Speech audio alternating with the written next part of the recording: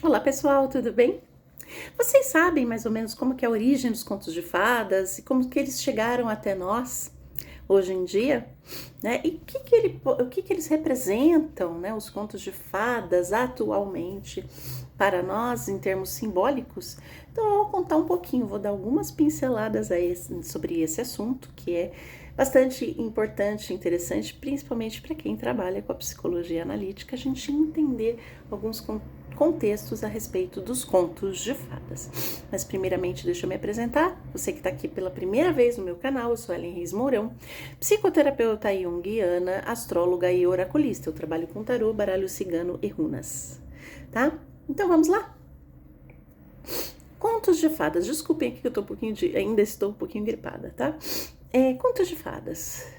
Originalmente, os contos de fadas, esses contos, né, essas histórias, eu não vou falar ainda contos de fadas, tá? Eles eram contados de forma oral, tá? Principalmente entre o povo do campo, os camponeses, aqueles que trabalhavam, né? O pessoal o trabalhador, né? Eles se reuniam ao redor de uma fogueira, né? Lembrando que não existia luz elétrica naquela época, tá? Então era uma forma de contar histórias, se entreter, mas muito mais do que isso, né? Era uma reunião de adultos, tá? Os adultos se reuniam. Esses contos não eram para crianças, afinal de contas, eu vou falar um pouquinho sobre como era a imagem da criança nessa época, tá? E esses contos, eles têm origem, tá?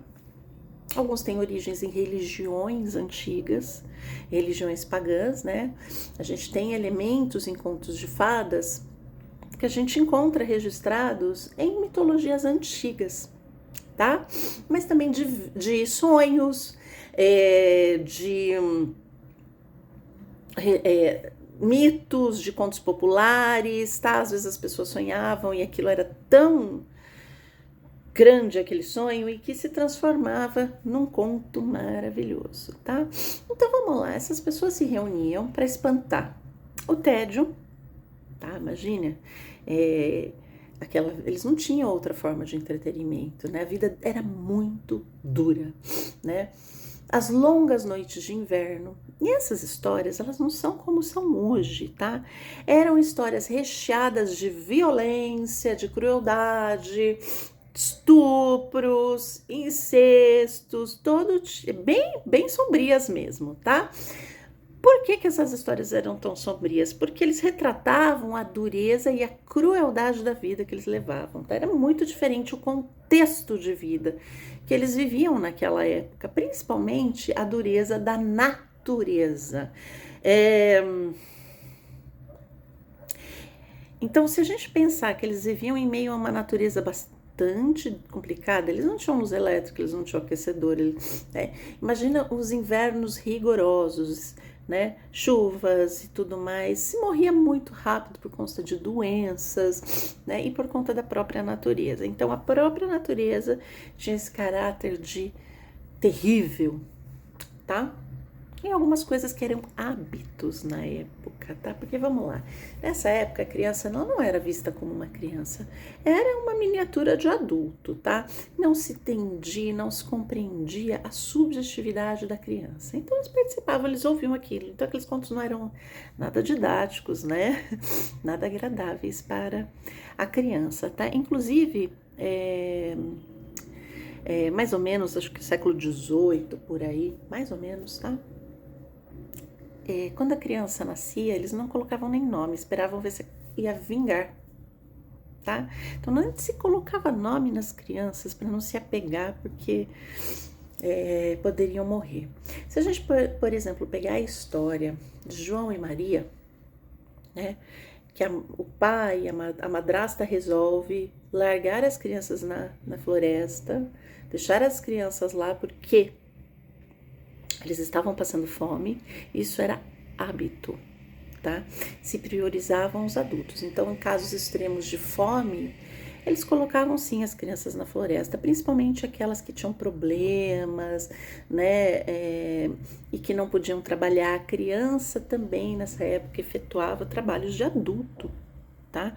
Então, que tinham problemas, algum problema, que não eram vamos assim, funcionais, essas crianças eram abandonadas e a prioridade eram os adultos, né? É cruel, mas para aquela época era um hábito. Entendam que eles não entendiam a subjetividade e a psique infantil, tá? Então a criança era um pequeno adulto. Não existia essa concepção que a gente tem hoje da subjetividade da criança, que a criança tem uma subjetividade diferente da do adulto. Não, inclusive, as crianças estudavam junto com os adultos, tá? Então, com coisas que os adultos conversavam e falavam, as crianças participavam, eles não entendiam isso. Tá? Isso durou mais ou menos até a época do Iluminismo, tá? No Iluminismo, onde a filosofia, os ideais filosóficos começam a despontar, então a gente começa a sair dessa era medieval, né? E a criança começa a ter um outro olhar, a gente começa a ter um outro olhar sobre isso. E nessa época os contos começam a entrar nas cortes, tá? As damas começam a se entreter com esses contos, principalmente com histórias de adultérios e tudo mais, né? Então os contos começam a entrar nesse drama.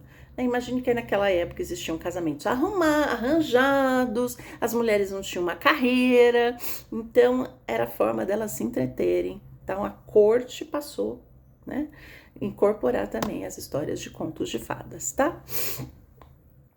Uma escritora baronesa chamada Marie Catherine, vou tentar falar, tá, gente, que eu não sei falar, Daunoy, começou a escrever essas histórias de contos e chamar de contos de fées, não sei como é que diz, de fées, que eram contos de fadas.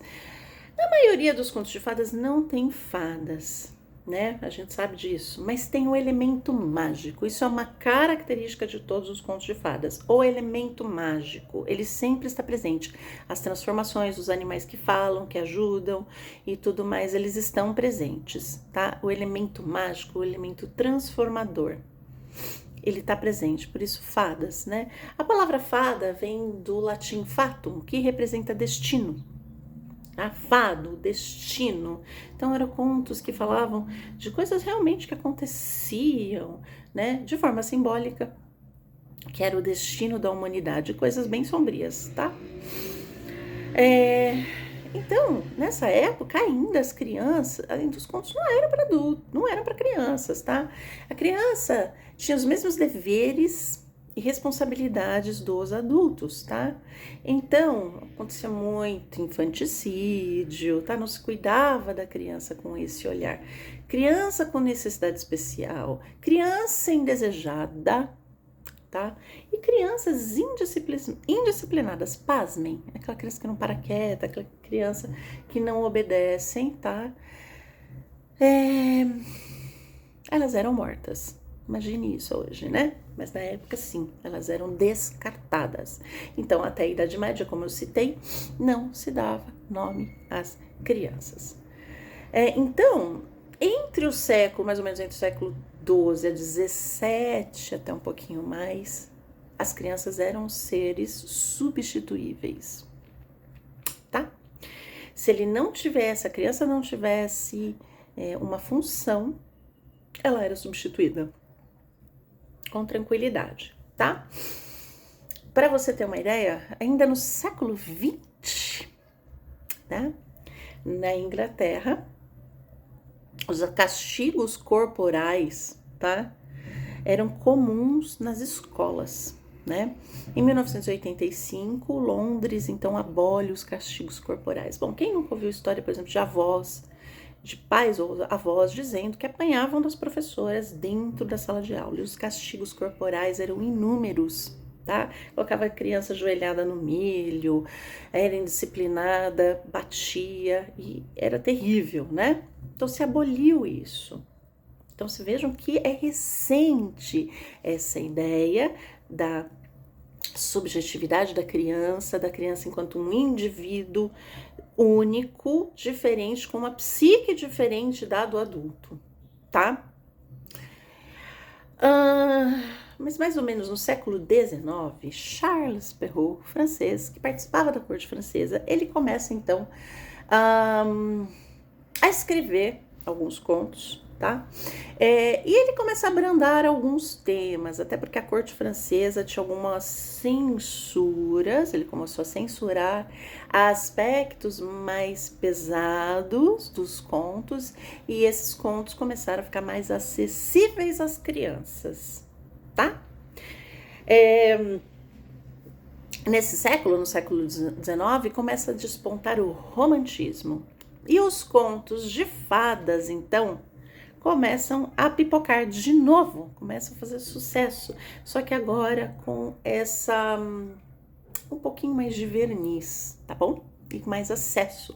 Então eles reviveram aí esse interesse no século XIX com o romantismo dos contos de fada, que haviam declinado mais ou menos no século XVII, deram uma declinada e agora voltaram com tudo. E Charles Perrault faz parte desse movimento, tá? Os irmãos Grimm ajudaram, sim, né? Eles ajudaram o Renascimento, né? Com essa coleção, começaram a coletar folclores antigos, indo de casa em casa, nos arredores, né? Nas aldeias, coletando, tá? Eles recolheram vários, publicaram vários contos, tá? Mas como um reflexo da cultura alemã. Tá? Como se aquilo fosse um reflexo da cultura alemã, mas os contos, que incluíram também contos do Charles Perrault, tá? que haviam sido publicados em Paris em 1697, tá?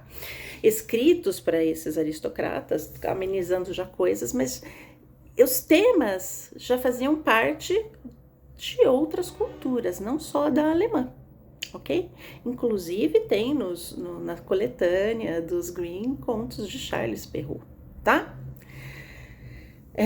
Então, esses contos escritos para os salões da aristocracia, né? E que foram reescritos, tá? Reescritos para a coleção dos Grimm como uma forma de um tratado acadêmico de histórias tradicionais e também preservar as histórias como elas eram contadas. Então, eles tinham muito critério em tentar manter as histórias, os Grimm, da forma como elas eram contadas, como elas haviam sido transmitidas de geração em geração. Então, é uma forma de fazer um tratado daquilo, né? Eles foram muito parcimoniosos em manter como eles escutaram, né, essas histórias. E aí, a partir do momento que a criança, no iluminismo, a gente começa a entender um pouco mais a psique da criança, esses contos começam a ser adaptados para esse universo, tirando aqueles aspectos sombrios, como por exemplo, Chapeuzinho Vermelho, onde se tem sim um caso de estupro, né? Ela deita com um lobo, né? E isso foi amenizado, então coisas começaram a ser amenizadas por conta dessa transformação coletiva que estava acontecendo. Mas os contos sempre trouxeram, da sua estrutura, um aspecto de uma jornada iniciática, tá? Vamos falar um pouquinho da estrutura do conto, que tem uma estrutura parecida com sonho, né? Por quê? Qual que é a estrutura? É uma estrutura de uma linguagem simbólica. É uma história fantástica. Você conta como não dá para você entender aquilo de uma forma literal, como os nossos sonhos. Se a gente tentar entender de forma literal nossos sonhos, a gente fica maluco, certo? Assim como os mitos. Geralmente a gente começa com Era Uma Vez, ou Em Um Reino Distante, porque esse Era Uma Vez mostra o caráter atemporal das histórias. Como eu comentei com você, elas têm a ver com ritos iniciáticos, ritos de transformação. Marie-Louise von Franz, ela fala que os contos de fadas são os arquétipos do inconsciente coletivo na sua forma mais pura de se apresentar, muito mais do que no mito, porque o mito tem uma associação muito forte com a cultura da qual ele fazia parte, os contos não, né? A gente tem o elemento mágico, né? Então, a característica é a magia. A magia em que sentido? Magia no sentido da transformação, tá? Da mudança, da ampliação de consciência. O elemento mágico faz parte, principalmente animais falantes, animais que ajudam, são muito comuns nos contos de fadas, tá? Mas o que a gente tem em termos simbólicos que a psicologia analítica nos trouxe através de Marie-Louise von Franz, que são o elemento mágico, os rituais de iniciação simbólicos ali representados pelos contos de fadas, tá? Os conflitos psíquicos, medos, tá? Jornadas duras e difíceis da vida humana como um todo, tá? Então, os contos, eles têm uma função psíquica de fazer com que a gente integre aspectos, como, por exemplo, a nossa teimosia, a nossa ingenuidade. A gente tem contos que o herói é muito ingênuo, a heroína, e ele se ferra todo por conta dessa ingenuidade, né? O nosso orgulho, a nossa mentira, a nossa violência, tá? Então, são formas da gente olhar até para aspectos da própria vida, que são duros, difíceis e violentos da natureza em si, do próprio ser humano, né? Pais, mães, família e tudo mais, tá? Então, essa imagem simbólica que se apresenta através dos arquétipos do inconsciente coletivo, eles trazem essa ampliação de consciência, fazendo a gente integrar esses aspectos. Por isso que a criança, ela muitas vezes quer escutar ou ver ou reler inúmeras vezes a mesma história, como se fosse um ritual, todo dia, 3, 4 vezes ao dia, até mais. Porque é uma forma daquilo ir incorporando aquele medo, aquela trajetória difícil, incorporando dentro de si, né? Mas mais ou menos no século, com Charles Perrault, né, que foi chegando essas histórias a partir de Charles Perrault com esse aspecto, ali se colocou a lição moral do conto. Antes não se tinha, eram apenas histórias assim, mais escabrosas. Então foi se incorporando essa moral da história, tá? O que ela representa, como você pode sair do conflito. Não que eles pensassem dessa forma, mas hoje a gente consegue entender quais são as saídas e os aspectos que você pode integrar para sair do conflito, tá? Toda a imagem simbólica que pode aparecer, né? Então, por exemplo, um conto de fadas pode aparecer num sonho, né? Um tema de conto de fadas pode, mostrando um aspecto da sua jornada, pode, muitas vezes ele aparece, tá? Mas geralmente essa jornada iniciatória do conto, ela tem um caráter daquilo que vai vir a ser, né? Um caráter de antecipação, né? Então, a psique, né, o inconsciente, mostrando uma antecipação de uma transformação daquela personalidade, né? Então, por isso que é muito importante a gente ler, conhecer os mitos, claro, folclore, contos de fadas, para a gente estar ciente de como que funcionam essas imagens, né? Como que um personagem se liga a outro, como que a jornada de tal personagem, pode ser o vilão, pode ser o mocinho ou a mocinha, porque esse entendimento de quando aparece um símbolo desses na psique, o que está conversando com aquela pessoa, né?